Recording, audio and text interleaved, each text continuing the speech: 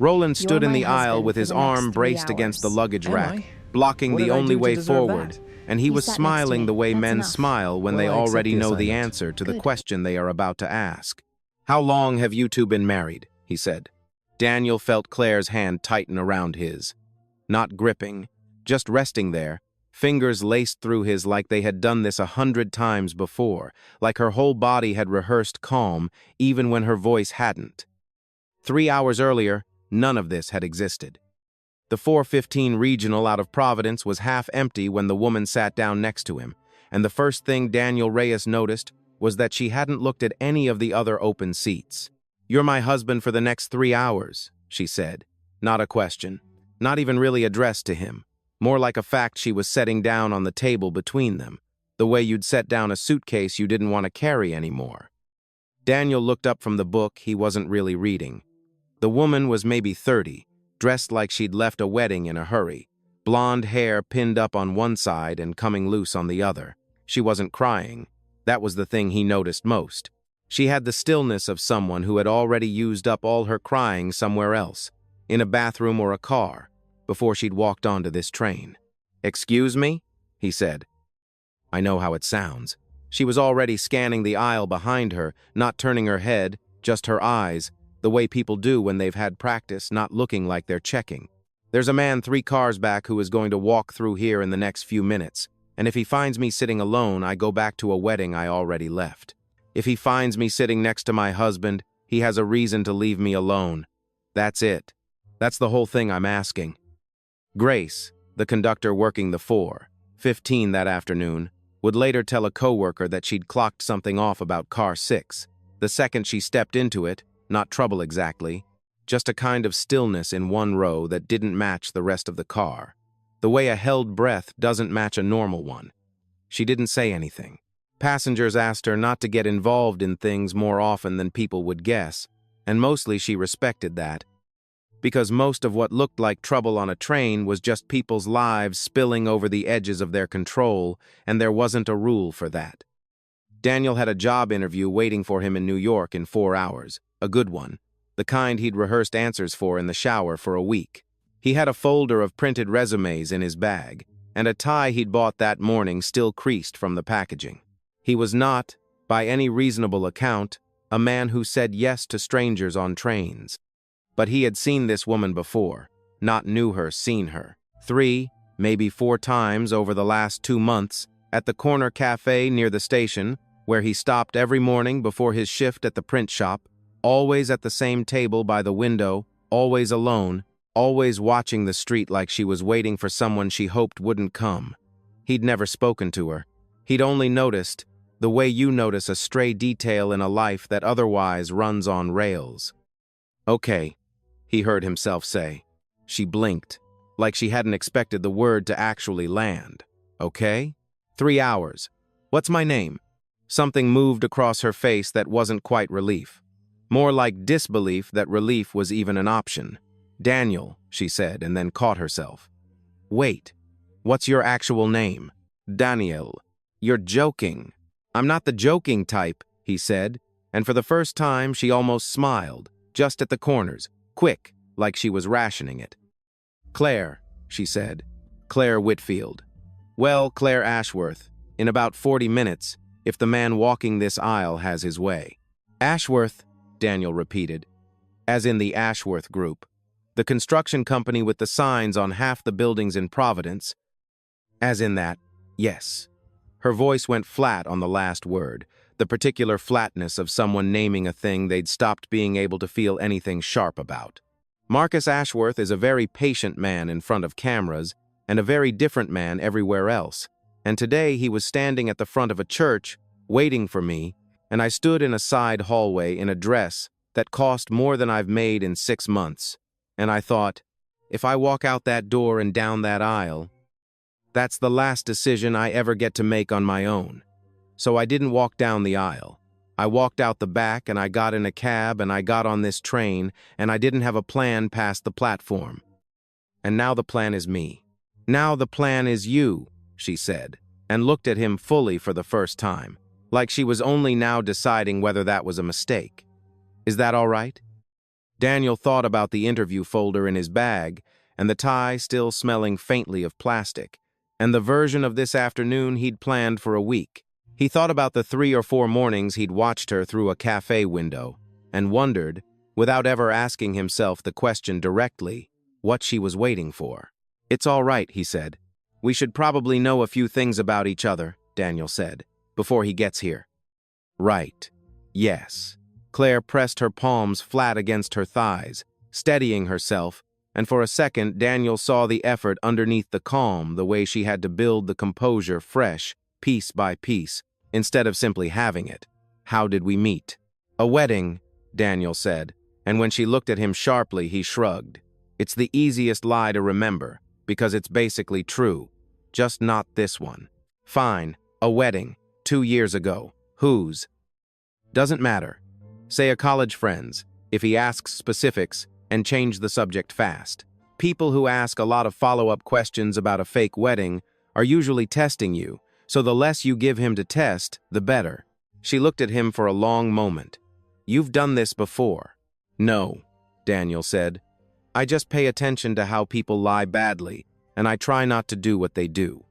That, at least, earned a real laugh from her, short and surprised, quickly swallowed, like she'd forgotten laughing was still available to her today. 2 seats up, an older man in a canvas jacket lowered his newspaper an inch and glanced back at them, then returned to his page, the particular non-reaction of someone who has decided that whatever is happening 2 rows behind him is none of his business, at least for now. "Kids?" Daniel asked. "God, no, not yet. We haven't talked about it." She caught herself again, the pronoun slipping too easily into the fiction. "I mean, if he asks. What's his name exactly?" "The man coming." "Roland." Something closed in her face when she said it, a door shutting behind her eyes. "He works for Marcus's father. He doesn't do the talking at these things, usually. He does the finding. The finding. Marcus doesn't chase anyone himself. He sends Roland. And Roland is very good at making people feel like there was never really a choice to begin with. He'll be polite. He'll smile. He'll ask about our wedding and our life, and he'll seem completely reasonable the entire time. And that's exactly what makes him dangerous. Nobody on this train is going to see a threat because he doesn't look like one." Daniel thought about that, about the specific cruelty of a threat that wore a smile and never raised its voice, the kind that made everyone around it comfortable enough to look away. He had grown up with a version of that kind of quiet in his own house, years ago, before his mother finally left it, the particular silence of a man who never needed to shout, because the room already knew what he was capable of. He didn't say any of this to Claire. He filed it, instead, the way he filed most things, and it settled into the shape of a decision he'd already half made without naming it. "What do you need me to actually do?" he said, "when he gets here?" "Nothing dramatic. Just be my husband. Answer like it's boring. The most convincing thing in the world is boredom. Nobody fakes being bored about their own marriage. You either are or you aren't, and Roland has spent years learning to read the difference." She exhaled, and for the first time her hand, still loosely around his, trembled once before she stilled it. "I know I'm asking a stranger for something enormous. I know that. I just didn't have anyone else on this train. And you were the only seat that wasn't already full. And then I looked at you and she stopped. And you didn't look like a man who was going to ask me 12 questions before deciding whether to be kind," she said. "You just asked me one. What's my name?" Daniel didn't answer that right away. Outside the window, the Rhode Island coastline was sliding past in flat gray light, gulls hanging over a marina, ordinary Tuesday afternoon America, completely indifferent to the fact that a woman 2 feet away from him had just left her own wedding. He thought, briefly and without meaning to, of the cafe table by the window, and the way she used to sit there some mornings with her coffee going cold, watching the door like she was counting down to something. He'd never once considered walking over. It had never occurred to him that there was anything to walk toward. "We got married at a courthouse," he said finally. "Not a wedding. Faster answer, fewer follow-ups. Say it plain and move on to something else before he can ask what you wore." Claire's eyes went wide, then soft, then something that wasn't quite a smile but wanted to be. "You're better at this than you're letting on." "I'm not," Daniel said. "I'm just calm because none of this is actually happening to me." "It might be. In about 90 seconds, she said, and nodded past his shoulder. Daniel felt her fingers find his again. Not urgent this time, just settling, the way a hand settles when it has decided this is the only solid thing left in the car. He looked down at their joined hands and then back up at her, and some old instinct in him, the one that had watched a different kind of danger walk through a different kind of room years ago, told him to sit up straighter, to arrange his face into something easy and unbothered, to become, for the next few minutes at least, exactly the kind of man a stranger would believe had nothing to hide. "One more thing," Claire said quietly, fast, before she lost the nerve. "If he asks you to step out into the vestibule to talk man to man, don't. He does that. He gets the husband alone, and he's very charming and very reasonable, and by the time you come back, you've agreed to something you didn't mean to agree to. Stay in the seat. Whatever he says, stay in the seat." "Noted," Daniel said. She almost smiled again, and this time it nearly held. "You're taking this remarkably well for a man who was reading a book 20 minutes ago." "I wasn't reading it," Daniel admitted. "I was staring at the same page since Kingston. 3 cars back, a man in a gray suit had already checked his watch once, and now he started walking, unhurried, down the length of the train, the way a man walks when he already believes he knows exactly where the search is going to end.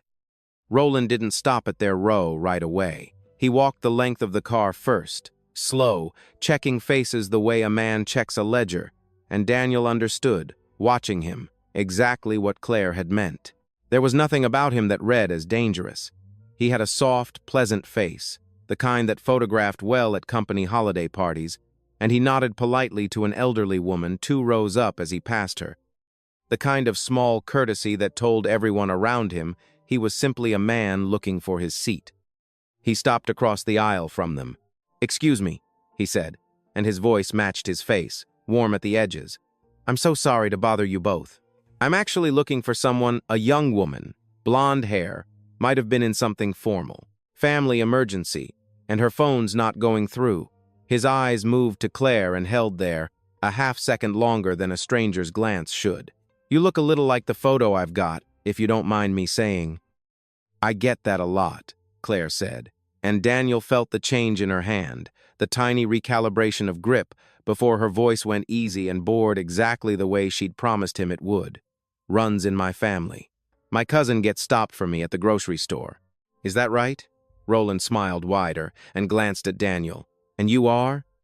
"Her husband," Daniel said, and let the words sit there without decoration, the way a man says a fact he has said 1,000 times before and finds slightly tedious to keep repeating.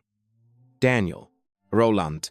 He extended a hand, and Daniel shook it, and the grip was firm but not aggressive, calibrated, the handshake of a man who had learned exactly how much pressure reads as friendly and how much reads as a warning, and chose friendly every time it cost him nothing. "Where are you 2 headed?" "New York," Daniel said. "I've got an interview on a Tuesday afternoon." Brave man, doing interviews with his wife along for the ride. "She likes the city," Daniel said. "We make a day of it." Roland's gaze drifted, unhurried, to Claire's hands, to the absence of a ring on her left one, and Daniel watched him clock it, watched the small flicker behind the pleasant face, there, and gone so fast that a person not already braced for it might have missed it entirely. "Courthouse wedding," Claire said, before he could ask. "Rings are still at the jeweler's, getting resized. Long story, boring story, involving my knuckles and a very stubborn engraver." She rolled her eyes with a warmth that startled Daniel with how convincing it was, like she'd told this exact lie 100 times in 100 other lives. "You said your someone's in something formal? A wedding, was it?" "Might have been," Roland said, watching her. "That's awful, if there's an emergency mid-ceremony. Whose wedding?" "Hers, actually. Or it was supposed to be. God, that's terrible." Claire's face did something complicated and fast. Sympathy layered thin over something Daniel could only read because he was close enough to feel her pulse through her wrist. I hope she's okay. Family emergencies during a wedding, that's a nightmare I wouldn't wish on anyone. 2 rows back, an elderly man named Walter Kessler had lowered his newspaper again, fully this time, and was watching the exchange over the top of his glasses with the particular stillness of someone who has decided, silently, that he is going to keep watching whether or not it's his business. He had spent 31 years as a claims adjuster before he retired, reading people's stories for a living, learning the shape of a lie by the way it fit too smoothly or not smoothly enough.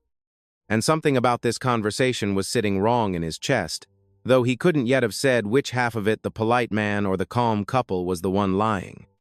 "You two have been married how long?" Roland asked, still smiling, still pleasant, still not moving on down the aisle the way a man genuinely searching for someone would have by now.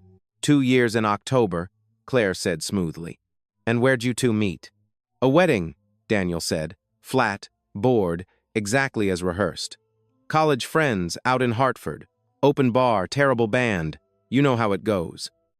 "I do," Roland said, and let a beat of silence sit there. The kind of silence Daniel recognized from somewhere old in himself. A silence that wasn't empty, that was doing work, testing whether either of them would rush to fill it the way liars often do. Neither of them did. Claire looked mildly, politely bored, the exact expression of a woman who had answered these questions from curious relatives 100 times and found them faintly tiresome.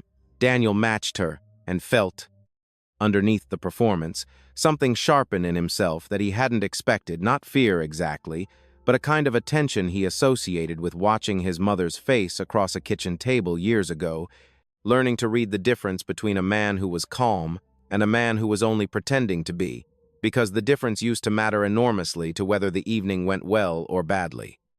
"Well," Roland straightened, and for a moment his eyes swept the rest of the car again, unhurried, thorough.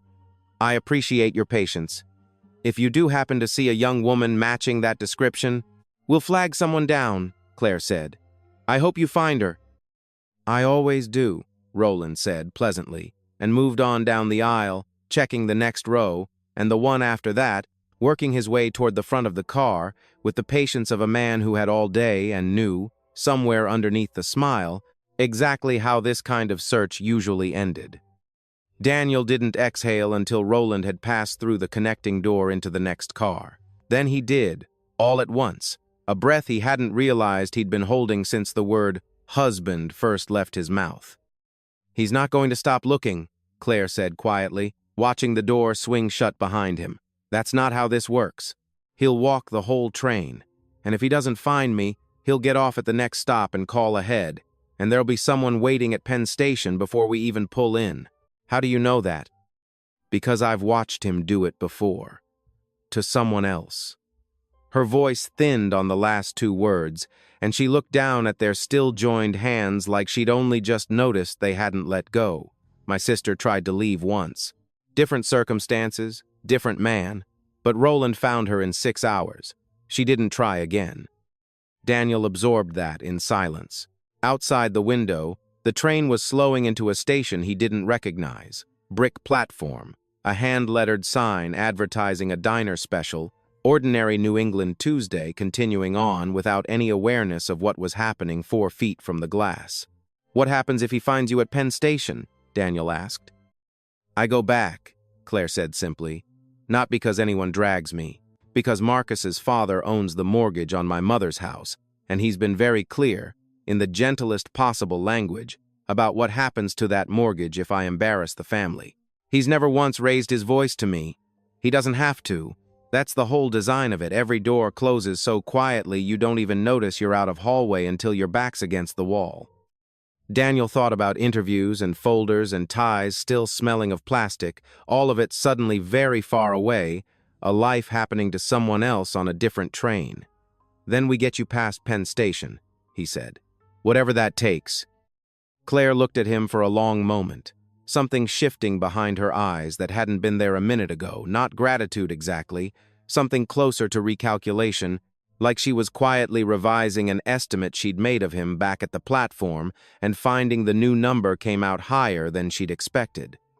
"Why are you actually doing this?" she said. "The real reason Not the one about the seat. Daniel opened his mouth to answer, and stopped, because the honest answer was more complicated than he wanted to say out loud to a stranger he'd known for 11 minutes, that he'd watched her at that cafe window for 2 months, and never once let himself wonder what her life looked like outside that single frame, and that some part of him, watching her now, felt less like he was helping a stranger, and more like he was finally answering a question he hadn't known he'd been asking. "Ask me again in 2 hours," he said instead. "I might have a better answer by then." Claire studied him a moment longer, then let it go, the way people let go of questions they've decided aren't worth pushing yet. She reached into the bag at her feet, small, clearly packed in a hurry, a cardigan stuffed in on top of what looked like a single change of clothes, and pulled out her phone. Screen cracked in one corner, and turned it face down on her knee without looking at it. "He'll have people watching Penn Station," she said.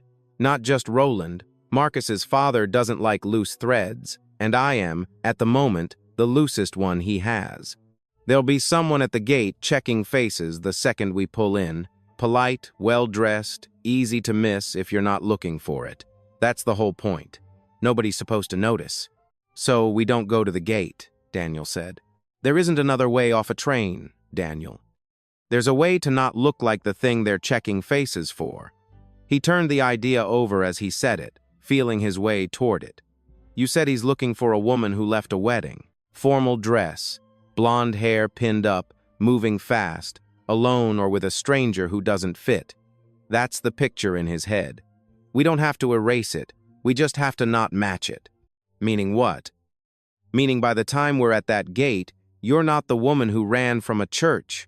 You're my wife, coming back from visiting her mother upstate, tired, unremarkable, holding hands with a guy checking his phone for interview directions. People don't look twice at boring.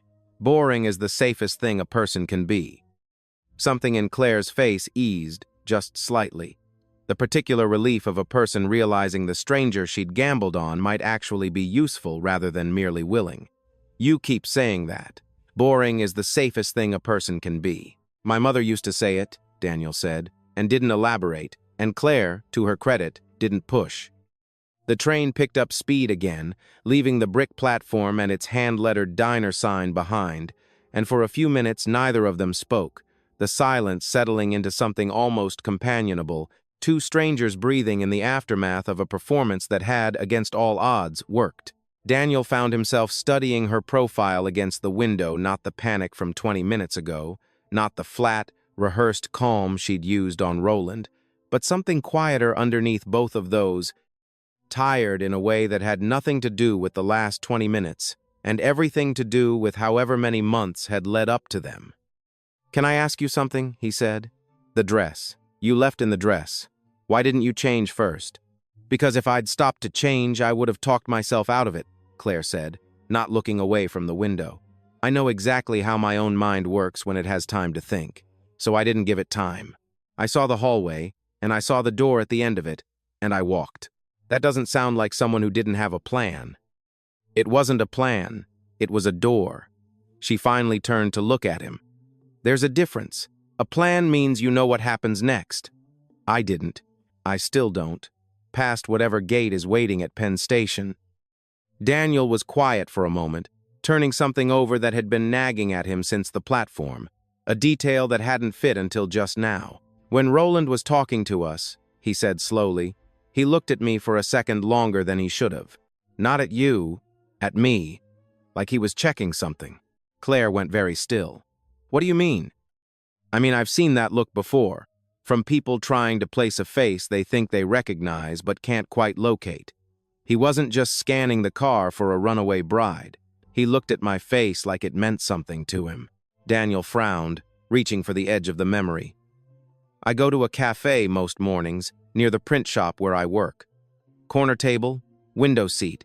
I've seen you there, more than once." "I know," Claire said very quietly.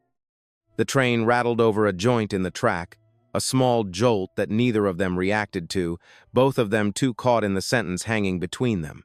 "You know," Daniel repeated. "I've seen you too, Daniel, more than once." She said it like a confession she'd been holding for longer than the length of this conversation, Longer than the length of this train ride. That's not I need you to understand. That's not why I sat down next to you today. I sat down next to you today because you were the first open seat and I was out of time. But I'd noticed you before that. At the cafe, I don't fully know what to do with the fact that both of those things are true at once. Daniel felt something shift low in his chest, a recalibration he didn't have language for yet. A sense that the last 20 minutes were resting on ground slightly less solid than he'd believed. "Wait," he said slowly. "So this wasn't the first time you'd thought about me before today?"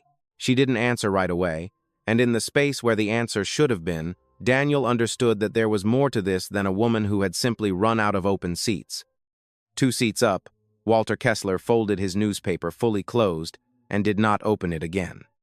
Claire didn't answer the question. Instead, she turned the phone over in her lap, the cracked screen catching the gray afternoon light, and unlocked it with a thumbprint, scrolling for a moment before turning it toward him. It was a photo of the cafe. His cafe, taken from across the street, angled through the window at the corner table, his table, though he wasn't in the frame. Just the empty chair, the coffee cup, the folded newspaper he always brought and never quite finished reading. "I didn't take that," Claire said. "Marcus's father has people, not because of you, because of me. He likes to know where I go, who I talk to, whether there's anyone in my life who might complicate things before a wedding." Someone flagged that I'd been stopping at that cafe more than my usual route explained. "I found this on a tablet in Marcus's study 3 weeks ago, along with about a dozen others. I don't think they know your name. I think they know your face, and your table, and your Tuesday mornings. And that's the part that scared me enough to start thinking about doors." Daniel stared at the photograph of his own empty chair, feeling something cold move through him that had nothing to do with the air conditioning. "They were watching me. They were watching anyone who might matter to me," Claire said. "You didn't matter to me, not in any way I'd admitted to myself. But you were a pattern, and patterns get noticed in that house." She closed the phone, set it face down again. "So when I saw you today, on this train, it wasn't only that you were the first open seat. It was that some part of me had already been carrying your face around for weeks, filed under a question I hadn't let myself ask. And when I needed someone in the space of about 4 seconds, my mind went to the one person it already half-trusted without permission." "That's not the same as coincidence," Daniel said slowly. "No," Claire admitted, "it isn't." "How long," he asked, "have you known my face was in that folder?" 3 weeks. Since the night I found the tablet."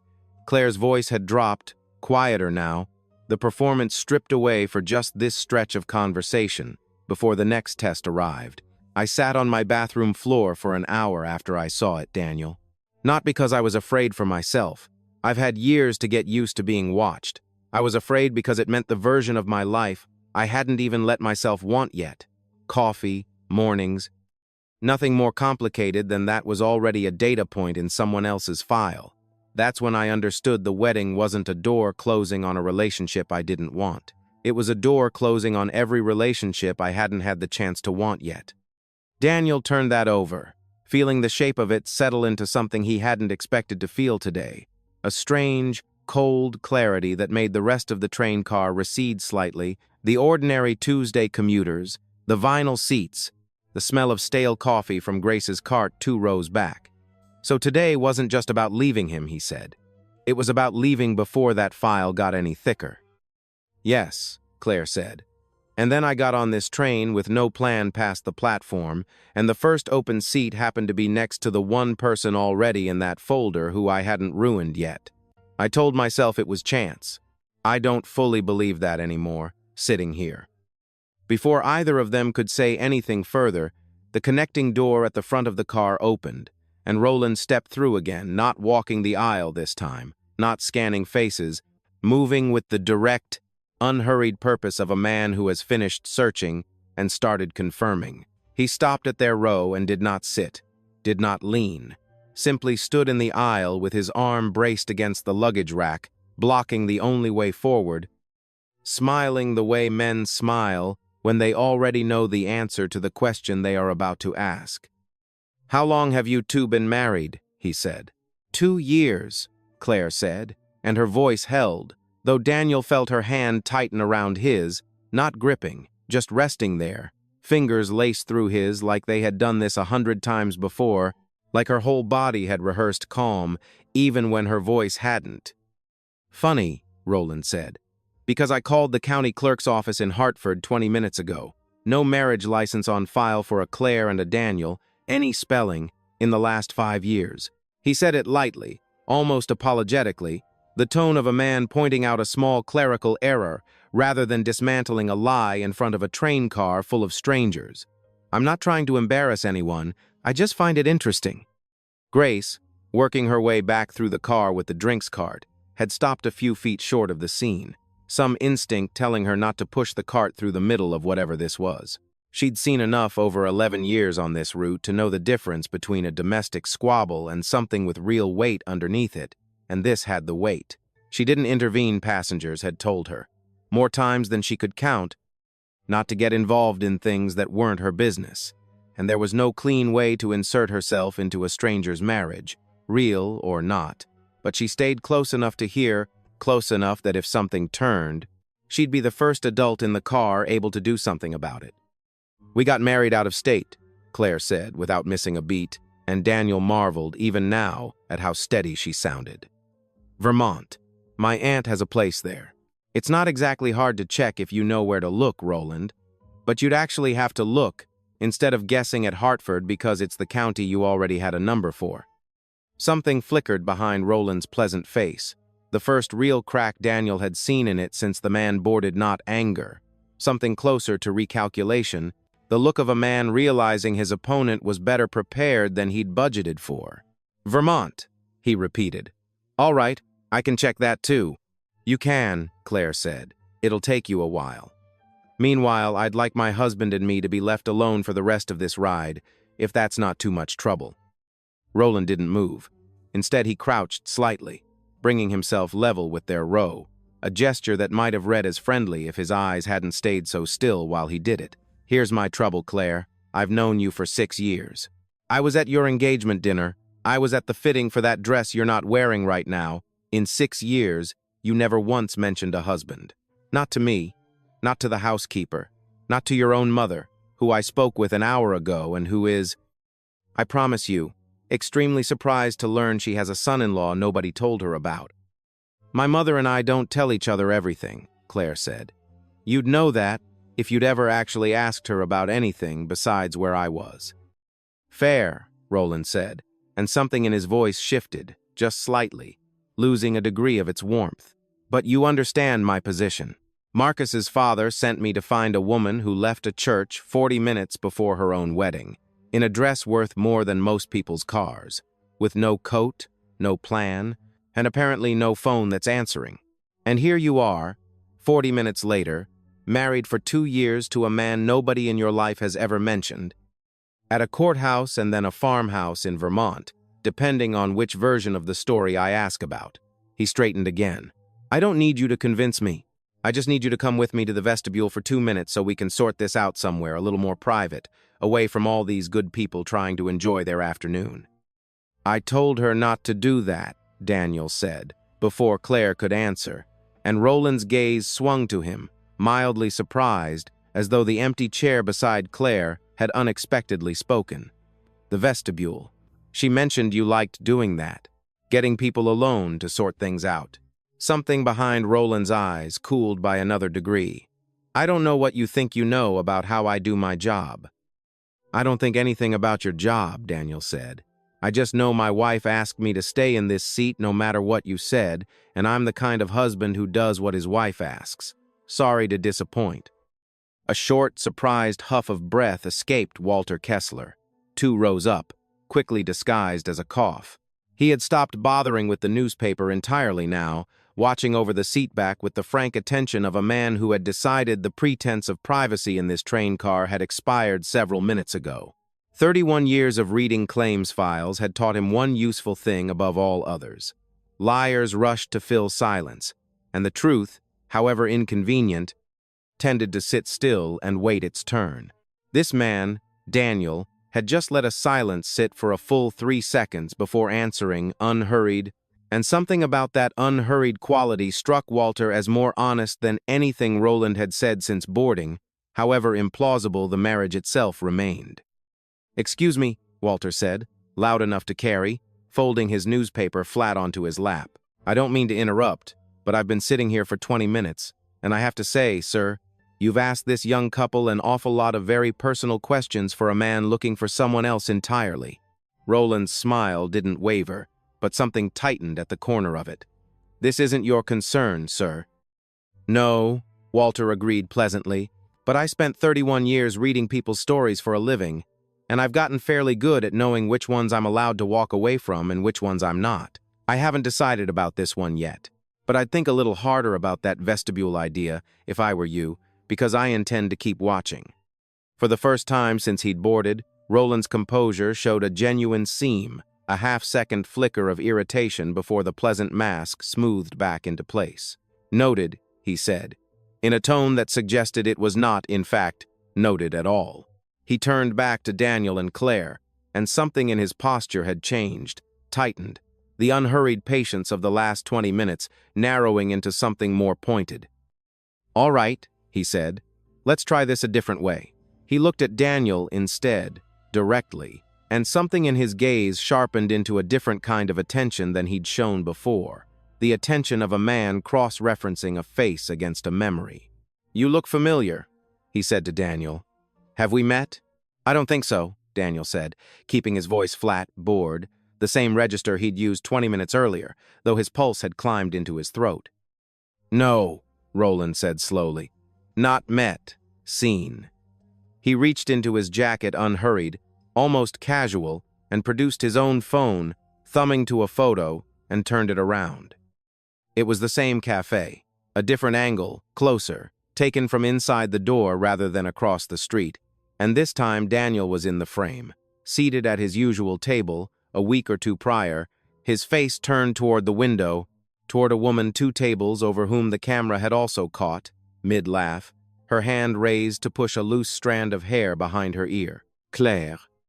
"I have a whole folder of these, actually," Roland said, pleasant as ever, and let the silence do the rest of the work. Funny thing about a folder like that, you start to notice patterns nobody thought they were leaving behind.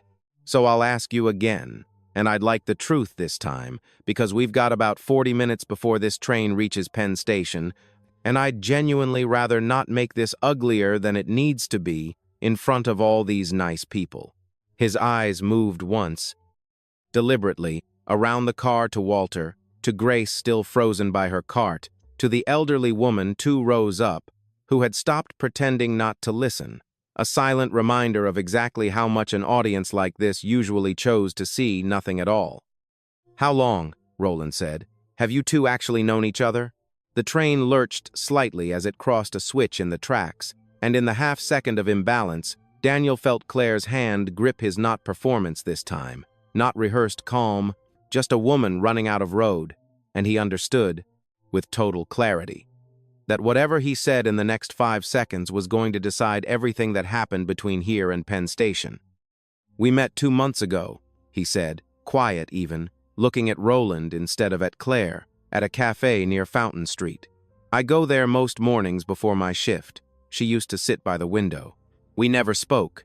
Not once, not a single word, until about 40 minutes ago, when she sat down next to me on this train and asked me to be her husband for 3 hours. He let that sit, unhurried, the same stillness Walter had noticed and trusted. So no, there's no license in Hartford. There's no farmhouse in Vermont. There's a woman who needed help, and a stranger who decided to give it to her. And if you want to arrest me for that, I don't think that's actually a crime, even in your line of work." The car had gone very quiet. Grace had stopped pretending to tend her cart. Walter sat forward, both hands flat on his newspaper, watching Roland's face for the crack Daniel's honesty had opened. For a long moment, Roland said nothing at all. Something moved behind his eyes that hadn't been there before. Not the calculated pleasantness of the last 30 minutes, but something closer to genuine uncertainty, a man realizing the ground he'd been standing on had shifted while he wasn't looking. "That's either the truth," he said slowly, "or the best improvisation I've heard in 6 years of doing this job." "Ask my mother," Daniel said. She'll tell you I've never once managed to lie convincingly about anything, including how I feel about her cooking. I'm not good at this. I'm just good at telling the truth in a way that sounds like a lie has to work harder than that.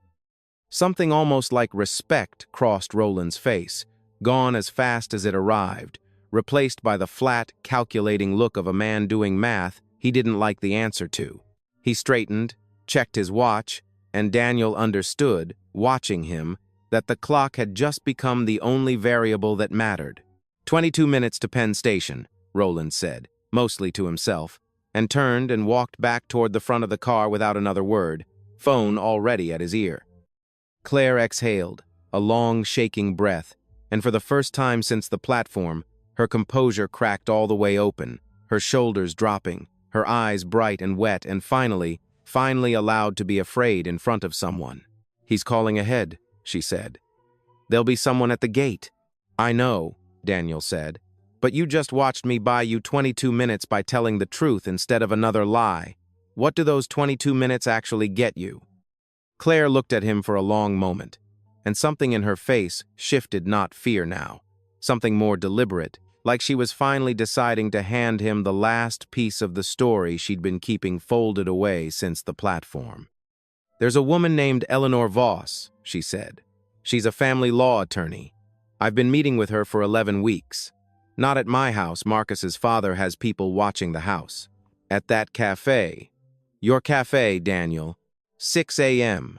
Before anyone else was awake. Before you usually came in for your coffee at 7, I'd leave before you arrived. I got good at timing it." Daniel felt the shape of the last 2 months rearranging itself, quietly, piece by piece. "The mornings you were there when I came in, watching the door. I was watching for her car, some mornings making sure she'd left safely. Other mornings I stayed too long because leaving meant going back." Claire wiped her eyes with the heel of her hand, impatient with her own tears. "Eleanor's been building a case for 11 weeks. Not just about the wedding. About the mortgage on my mother's house. About 2 other women in this family who left and came back because Marcus's father made it too expensive not to. About wire transfers that don't match what the Ashworth Group reports to its investors. I've been photographing documents out of that study for 2 months, a few pages at a time, small enough that no one going through my bag would notice. That's why the folder had my face in it," Daniel said slowly, understanding arriving in pieces. "They weren't watching me because I mattered. They were watching the cafe because you'd been going there, and eventually they'd have figured out why, and I was just background noise in a surveillance photo they hadn't bothered to explain yet." "Yes," Claire said.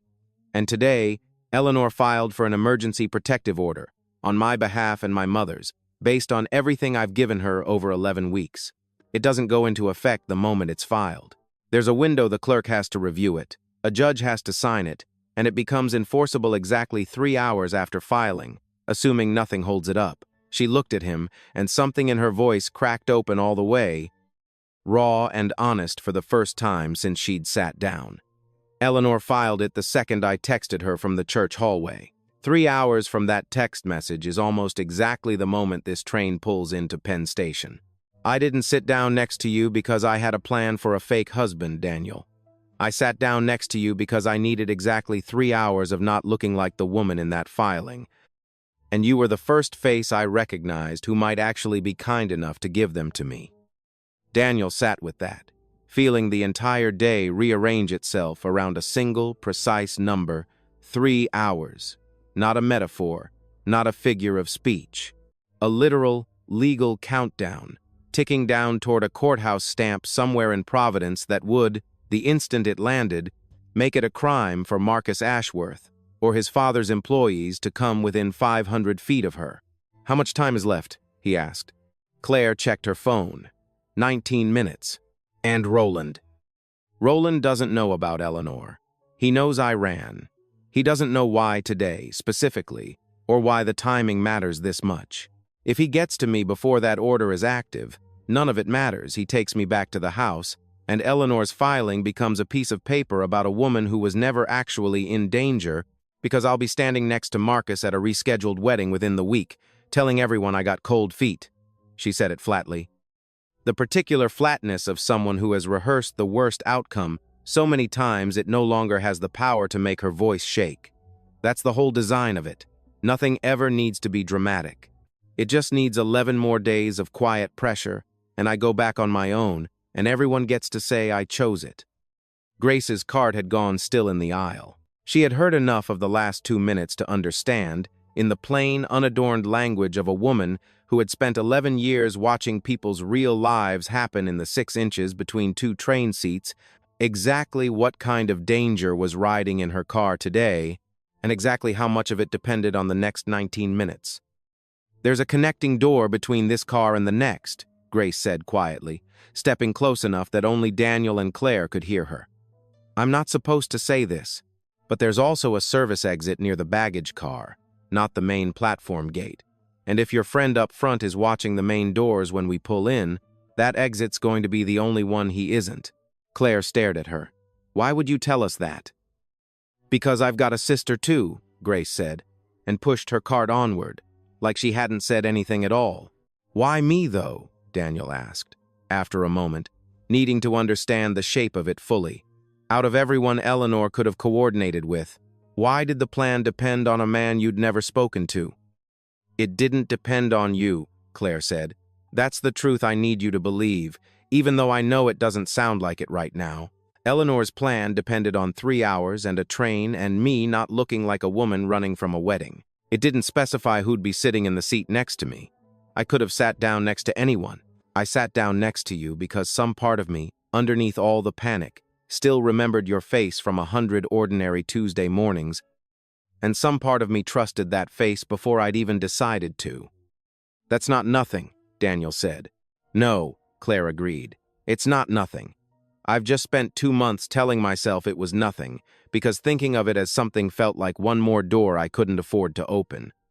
Up at the front of the car, Roland had found a seat near the connecting door, phone pressed to his ear, his voice too low to carry over the train noise, though his posture told its own story, shoulders set, free hand tapping an impatient rhythm against his knee, a man relaying bad news to someone who did not receive bad news well. Walter watched him with the same careful attention he'd been giving the whole car since Providence, and when Roland's call ended, abruptly, the phone snapping shut with more force than the conversation seemed to warrant, Walter leaned toward Daniel and Claire just enough to be heard. "Whatever he just got told," Walter said quietly, "he didn't like it. That's not the face of a man who just got permission to relax."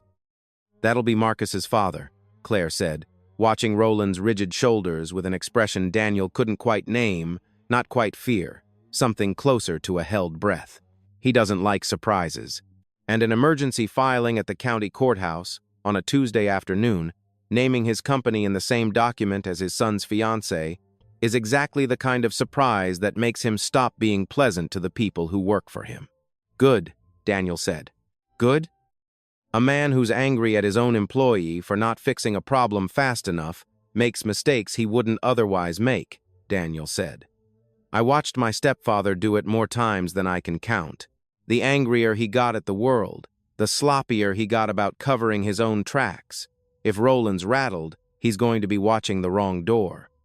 Claire looked at him for a long moment, something new moving behind her eyes, not just gratitude now, but a kind of startled recognition, as if she were only now beginning to understand how much of what he'd offered her in the last 3 hours had come from somewhere old and hard-earned in his own life, not merely a stranger's convenient calm. "You never mentioned a stepfather," she said quietly. "You never asked," Daniel said. "It didn't seem like the moment, might still not be, but it's the reason I know exactly what your Roland's silences are worth, and exactly why boring is always safer than brave when a man like that is in the room.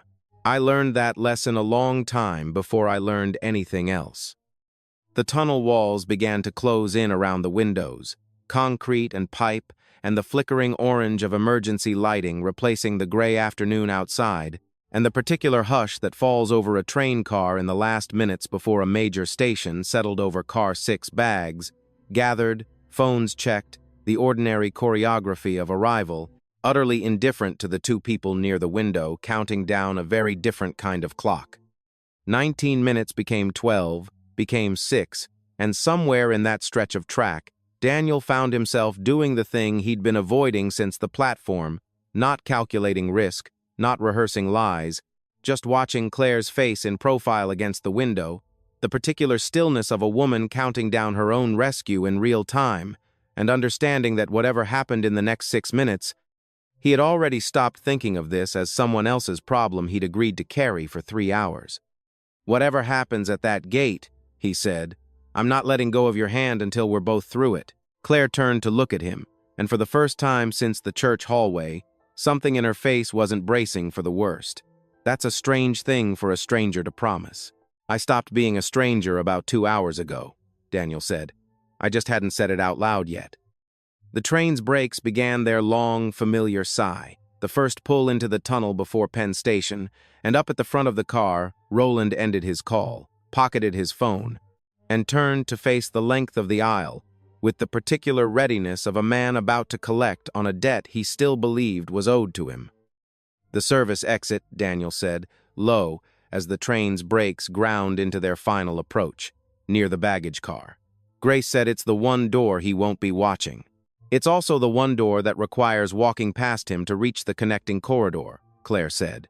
"There's no path to it that doesn't take us within 10 feet of where he's sitting." "Then we don't sneak," Daniel said. "We do the opposite.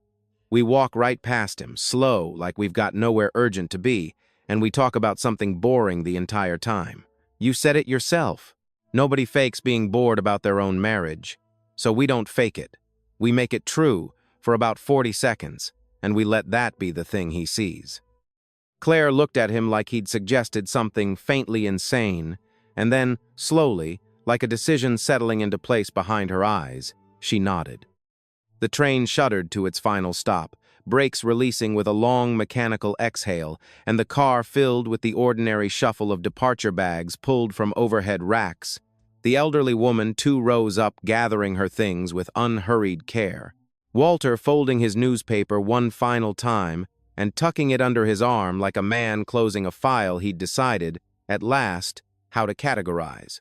Roland stood near the connecting door, positioned exactly where anyone heading for the main platform gate would have to pass him, his eyes tracking each face that moved down the aisle with the patient thoroughness of a man who had learned, over many searches like this one, exactly how long it took most people to give up their nerve. Daniel stood, offered Claire his hand as though it were the most ordinary gesture in the world, and they stepped into the aisle together, unhurried, Claire's bag over one shoulder, Daniel's tie still creased from its packaging, the two of them talking audibly, deliberately, about nothing at all. "We should still stop for the dry cleaning before we head home," Claire said, her voice easy, bored, pitched exactly loud enough to carry. "I keep forgetting, and then I'm out of the blue blouse for work." "I can grab it Thursday," Daniel said. "I'm past that shop anyway." They drew level with Roland, and for one long, suspended second, his eyes moved over both of them, searching for the crack he'd been finding all afternoon, the flicker of performance underneath the calm. He found nothing new, just 2 people discussing dry cleaning, walking at exactly the unhurried pace of a couple with nowhere urgent to be, and something in his posture, the readiness Daniel had seen settle over him in the tunnel, eased, fractionally. Uncertain now in a way, his profession had clearly never quite prepared him to sit with. "Have a good afternoon," Claire said to him, pleasant, unbothered, and kept walking. They didn't look back until they'd cleared the connecting door, until the baggage car's narrow service exit had come into view exactly where Grace had promised, a metal door propped slightly open onto a service corridor that ran parallel to the main platform, unmarked, unwatched, exactly the kind of forgettable gap in a building's architecture that nobody bothered assigning a man to guard. They came out into a maintenance hallway that spat them onto the platform 40 yards past the main gate. Past, the well-dressed man in a dark coat who stood scanning, arriving faces with the same patient thoroughness Roland had shown all afternoon, a man who never once glanced their way because they were already behind him, already part of the crowd he'd been told to watch approach from the other direction. Claire's phone buzzed in her pocket. She pulled it out with hands that weren't quite steady, and read the message twice before she let herself believe it. "Eleanor," she said, and her voice cracked open around the name. "The order's active, filed, signed, stamped, active, as of 6 minutes ago." She looked up at Daniel, tears finally, fully arriving, no longer something to be rationed or hidden. "It's done. It's actually done." Behind them, deep in the crowd near the main gate, a small, contained commotion had begun to unfold. The well-dressed man in the dark coat approaching Roland as he emerged from the connecting corridor. A brief, tense exchange. A phone held up between them, displaying something neither Daniel nor Claire could see from this distance, though the shape of it wasn't hard to guess. A protective order, freshly active, naming a company and a family and, specifically, the man currently standing 40 yards away from the woman he'd spent the last hour hunting. Roland's shoulders dropped in a way Daniel recognized immediately, the particular deflation of a man realizing, all at once, that the job he'd been so patiently doing for the last hour had just become, retroactively, a very serious mistake. 2 transit police officers, summoned by a call Eleanor had placed the moment the order went active, reached the gate a few minutes later, and though Daniel and Claire were too far away to hear the conversation, they watched Roland's easy, pleasant posture collapse into something smaller, more careful, a man suddenly aware of how much of his last hour had been captured on a train car full of witnesses who would, if asked, remember exactly what they'd seen. "He's not going to hurt anyone," Claire said, watching the scene with an expression that had finally, fully let go of fear. "He's not that kind of dangerous. He's just going to have to explain to a judge why he chased a woman with an active protective order through 2 train cars, and I don't think that's an explanation he has ready." "And Marcus's father?" "Eleanor's filing wasn't only about the wedding," Claire said. "It named the mortgage, the wire transfers, my sister's history with all of it. That's not something a lawyer walks back because his son's fiancée got cold feet. That's the kind of filing that starts an investigation whether or not I ever say another word publicly." She wiped her eyes again, this time with something closer to a laugh underneath it. "My mother's house isn't collateral for anyone's silence anymore." That was the whole point. That was always the whole point, past today. They stood there for a moment, in the ordinary chaos of Penn Station at 4 in the afternoon, commuters flowing past them in both directions, utterly indifferent to the fact that a woman's entire life had just changed shape 40 yards from where a man in a gray suit was now being asked increasingly pointed questions by 2 officers in Navy uniforms. "You still have an interview," Claire said suddenly, checking the time. Something almost like her old rehearsed calm returning, though warmer now, less brittle, in 40 minutes. "You're going to miss it." "I'm not," Daniel said. "I've got the address memorized. I can make it if I go now." "Then go," Claire said, and didn't let go of his hand. Grace appeared at the top of the platform stairs a few minutes later, off duty now, a small canvas bag over her shoulder, and though she didn't stop to talk, she caught Claire's eye across the crowd and gave a small, private nod, the kind exchanged between 2 people who both understood exactly what had almost happened in Car 6 that afternoon and had both, in their own ways, decided not to let it. Claire lifted a hand in return, and Grace disappeared into the crowd toward the subway, already moving on to whatever the rest of her ordinary Tuesday held.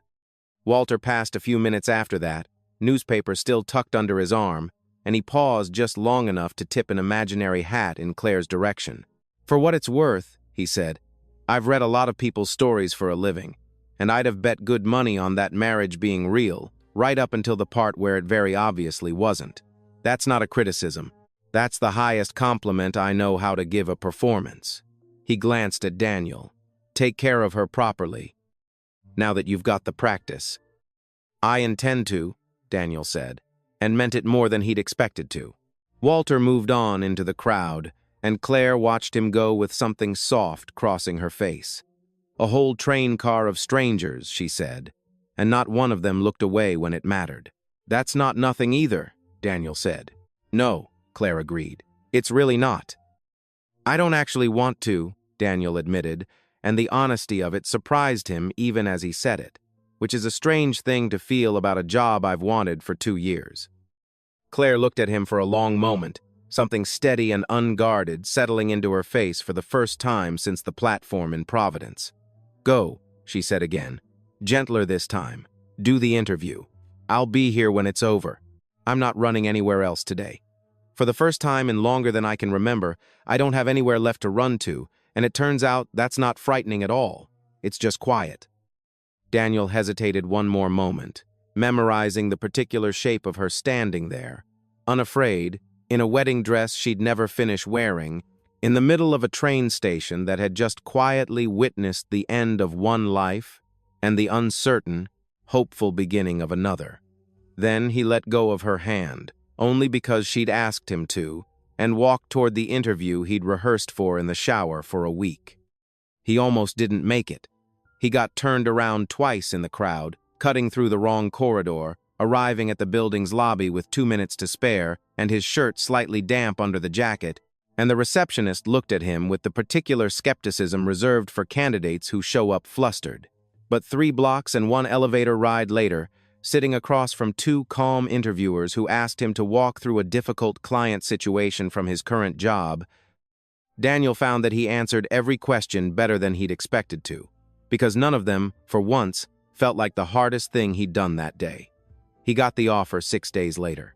He would tell people, for years afterward, that he'd never interviewed better in his life than the one day he arrived, having just talked his way past a man like Roland, and that every panel of interviewers since had felt, by comparison, almost gentle. Claire was still there when he came back, sitting on a bench near the gate with her bag at her feet, and the last of the wedding dress's borrowed formality finally starting to look like exactly what it was, a costume from a life she'd stepped out of, worn a little too long. She'd bought herself a cup of coffee from a stand near the escalators, the first thing she'd purchased with her own money as a woman who no longer owed anyone an explanation for how she spent an afternoon, and she held it out to him without a word, already knowing he'd want it more than she did. "How'd it go?" she asked. "I got the job," Daniel said, still a little stunned by his own certainty. "I don't actually know how. I think I told them the truth about my morning, and somehow that read as confidence instead of insanity. I could have told you honesty works on people," Claire said. "I watched it dismantle a very well-paid professional liar in about 4 minutes flat." They sat together on the bench for a while after that, not saying much, letting the ordinary churn of the station wash past them, and somewhere in that stretch of quiet, Daniel understood that whatever this had started as a favor, a performance, 3 hours borrowed from a stranger's afternoon, it had already become something else entirely, something neither of them had a script for anymore, and for the first time all day, that felt less like a danger and more like an invitation. 3 months later, on an ordinary Tuesday morning, Daniel walked into the cafe near the print shop and found the corner table already taken. Claire looked up from her coffee, unhurried, unafraid, no longer watching the door like she was counting down to something. "I got here early," she said. "I wanted the good table for once." "You've had the good table every morning for 3 months," Daniel said, sitting down across from her instead of at his usual seat by the window, a small, deliberate change neither of them had needed to discuss. "I know," Claire said, and reached across the table for his hand. No performance in it now, nothing borrowed or rehearsed, just a woman who had finally stopped needing an excuse to hold on. "I just like watching you decide to sit here anyway." Outside, the street went about its ordinary business, indifferent as ever, and neither of them minded that at all. Outro commentary. I keep coming back to the moment Daniel just tells the truth in that aisle. No more Vermont, no more courthouse story, just a stranger and a cafe table and 3 borrowed hours, and somehow that's the version that actually works on the one man in the story who does this for a living. Would you have taken the seat next to a stranger and said yes that fast, or would you have needed more than a look across a train aisle before handing someone 3 hours of your life? If this one stuck with you, I'd love to hear what you would have done in Daniel's seat, down in the comments.